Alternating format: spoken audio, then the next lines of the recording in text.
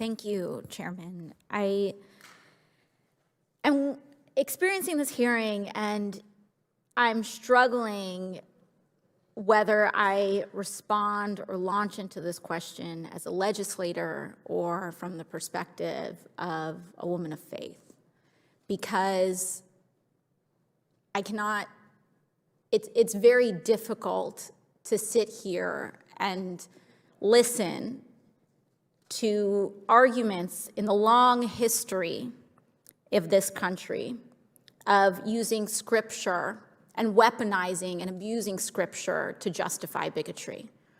White supremacists have done it. Those who justified slavery did it. Those who fought against integration did it. And we're seeing it today. And sometimes, especially in this body, I feel as though if Christ himself walked through these doors and said what he said thousands of years ago, that we should love our neighbor and our enemy, that we should welcome the stranger, fight for the least of us, that it is easier for a rich man, it's easier for a camel to go through the eye of a needle than for a rich man to get into a kingdom of heaven, he would be maligned as a radical and rejected from these doors. And I know, and it is part of my faith, that all people are holy and all people are sacred, unconditionally. And that is what makes faith sometimes, that's what prompts us to transform, because it is unconditional. It's not about that it is up to us to love parts of people. We love all people. There is nothing holy about rejecting medical care of people, no matter who they are on the grounds of what their identity is. There is nothing holy about turning someone away from a hospital. There's nothing holy about rejecting a child from a family.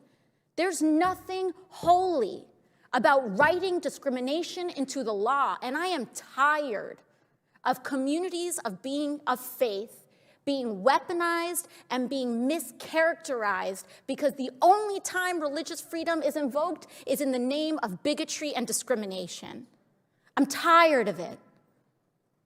My faith commands me to treat Mr. Minton as holy because he is sacred, because his life is sacred, because you are not to be denied anything that I am entitled to, that we are equal in the eyes of the law, and we are equal in my faith in the eyes of the world.